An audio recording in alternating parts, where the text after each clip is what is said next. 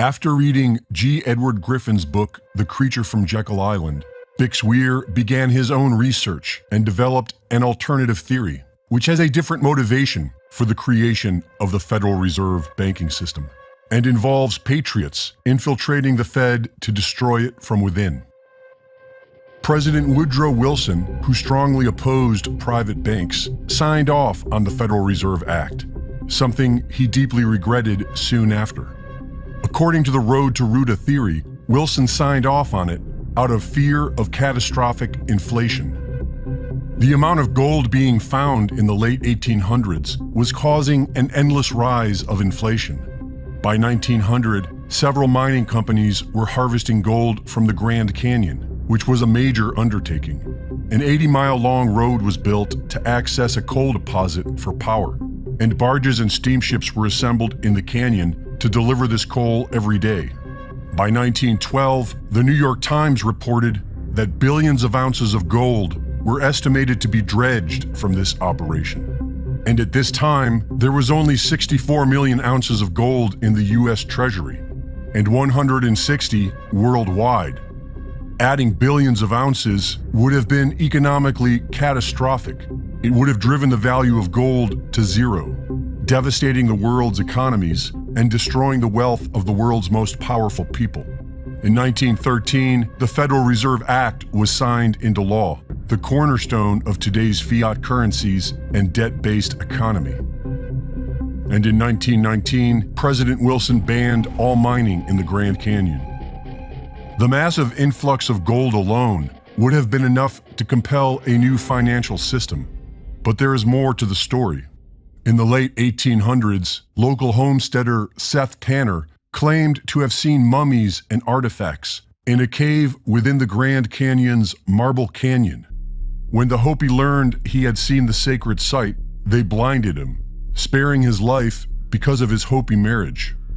In 1909, the Arizona Gazette reported that the Smithsonian was researching a man-made cave structure carved deep within the solid rock, 1,480 feet below the surface in Marble Canyon, big enough to house 50,000 people, with rooms full of ancient golden artifacts, mummies, and Egyptian hieroglyphs dating back 3,000 years to the Ramses dynasty.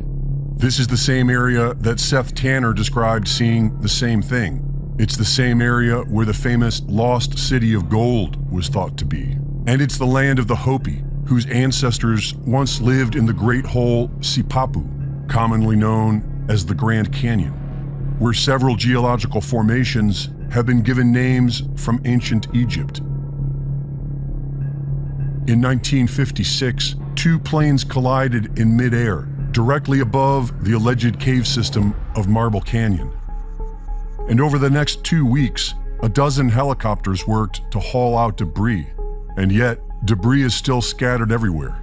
There were no witnesses, and the bodies of the victims were all buried in a mass grave. The Leak Project's investigation of this cave shows what appears to be the remnants of this recovery operation. The Grand Canyon is full of caves, 90% unexplored and off-limits, protected by the US military. Every president since Bush Sr. has tried to secure mining rights within the Grand Canyon, and all have been denied. This leads us to the second part of the Road to Ruta theory, that the Fed has been infiltrated by patriots on a mission to destroy it from within. Our main character is Alan Greenspan, who was friends with Ayn Rand, who published his 1966 essay, Gold and Economic Freedom, on the importance of a gold-backed monetary system. Greenspan was a gold bug. In 1969, a Swedish economist published On the Road to the Golden Age, which concludes that the best way to return to sound money is to run the fiat system into the ground by printing money into infinity, so that gold will restore stability and faith in the money supply, and fiat will be exposed for what it's always been, a scam. In 1971, President Nixon ended dollar convertibility to gold, which invited the money printers worldwide to let loose. Not only was Greenspan a renowned gold bug, He may be the most unsung hero of the computer age. He was childhood friends with the inventor of the first shareable computer programming language, called BASIC, which Greenspan used to write the very first banking computer programs at his firm, Townsend Greenspan, back when punch cards were still being used. By 1985, Alan Greenspan was the expert on computer banking. I suggest an Apple IIc and Apple modem.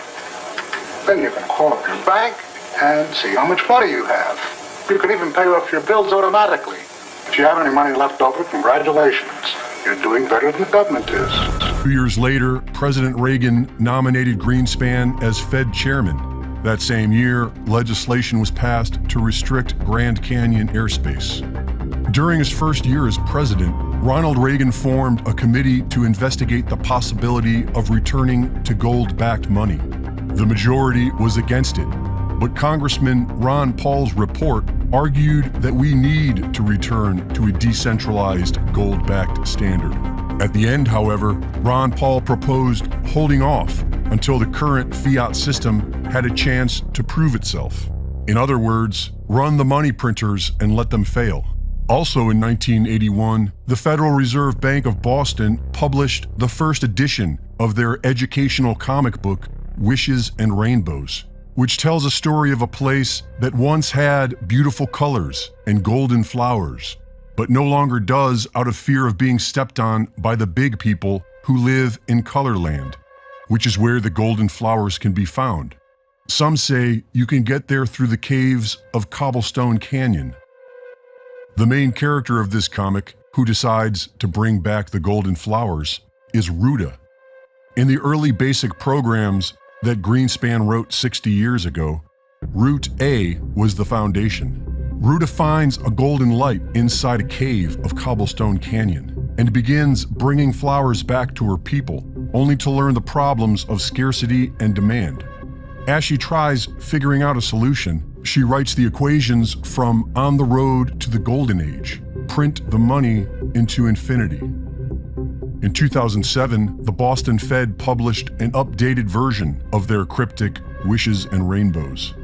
And in this edition, Ruta's solution in the dust is 11 plus 9, which looks an awful lot like 9/11. And right after this was published, the economic crash of 2008 began. Also in 2008, the Bitcoin white paper is published. And while nobody knows who authored it, Alan Greenspan, with his 60 years of expertise in digital banking, certainly could have played a part.